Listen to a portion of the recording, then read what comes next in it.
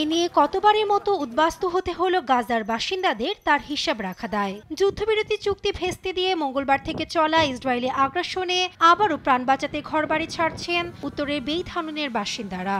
Israeli বাহিনী leaflet ছুড়ে বাড়িঘর খালি করার নির্দেশ দিলে বাড়ি ছাড়তে বাধ্য হন স্থানীয়রা। আমরা আর কতদিন পর্যন্ত এমন থাকব? কবে এসব শেষ হবে? এ নিয়ে দশমবারের মতো আমরা বাস্তুচ্যুত হচ্ছি। এদিকে উত্তর ও দক্ষিণ গাজাকে পৃথককারী নেতজারিম করিডোরের পুনরায় নিয়ন্ত্রণের দাবি ইসরায়েলের। 19 জানুয়ারি যুদ্ধবিরতি কার্যকরের পর এ করিডোর থেকে ধীরে ধীরে সরে গিয়েছিল আইডিএফ। রয়টার্সের ফুটেজে আবারও ভূখণ্ডের স্থলভাগে আরও সৈন্য মোতায়েনের দৃশ্য দেখা যায়।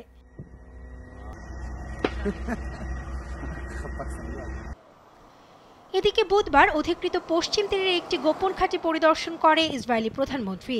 এ সময় হামাসের বিরুদ্ধে তীব্র যুদ্ধের পাশাপাশি অধিকৃত পশ্চিম তীরেও শক্তিশালী লড়াইয়ের আভাস দেয় নেতানিয়াহু। আমি এখানে জুডিয়া ও সামেরিয়ার একটি গোপন ইউনিটে আছি। এটি আমাদের অগ্রগতি। তারা শত্রুদের মোকাবিলা করছে। এটা গুরুত্বপূর্ণ কারণ আমরা গাজা উপত্যকায় হামাসের বিরুদ্ধে তীব্র যুদ্ধ চালাচ্ছি। আমরা জুডিয়া ও সামেরিয়াতে আরও বৃহৎ ও শক্তিশালী লড়াই লড়ব।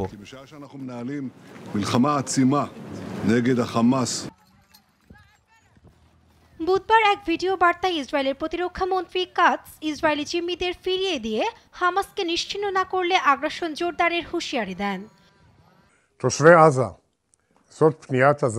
গাজার বাসিন্দাদের উদ্দেশ্যে এটাই শেষ সতর্কীকরণ। প্রথমত, সিনওয়ার গাজা ধ্বংস করেছে এবং দ্বিতীয়ত সিনওয়ার এটিকে সম্পূর্ণরূপে ধ্বংস করবে।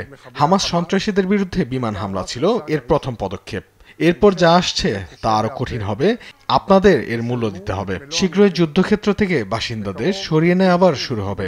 যদি তারা ইসরায়েলি জিম্মিদের ফিরিয়ে না দেয় এবং হামাসকে গাজা থেকে সরিয়ে না দেয়া হয়, তাহলে ইসরায়েল এমন শক্তি প্রয়োগ করবে যা আপনারা আগে কখনো দেখেননি। এদিকে জাতিসংঘ কর্মীদের উপর হামলার তীব্র নিন্দা জানিয়েছেন জাতিসংঘের মহাসচিব অ্যান্টনিও গুতেরেস। জাতিসংঘের ভবনের অবস্থান সম্পর্কে সব পক্ষই অবগত বলে বিবৃতিতে জানান জাতিসংঘ মুখপাত্র। গাজায় নতুন করে ইসরায়েলি আগ্রাসনের বিরুদ্ধে উত্তাল বিশ্বের নানা প্রান্ত। ফিলিস্তিনিদের প্রতি সমর্থনে বুধবার নিজ নিজ দেশে বিক্ষোভে নামে লিবিয়া, তিউনিসিয়া, স্পেনের জনগণ। বিক্ষোভ চলে তেল আবিব সহ নিউ ইয়র্কে অবস্থিত ট্রাম্পের ওয়াল স্ট্রিট ভবনের সামনেও। নাসরিন আক্তার, নিউজ ডেস্ক, দেশ টিভি।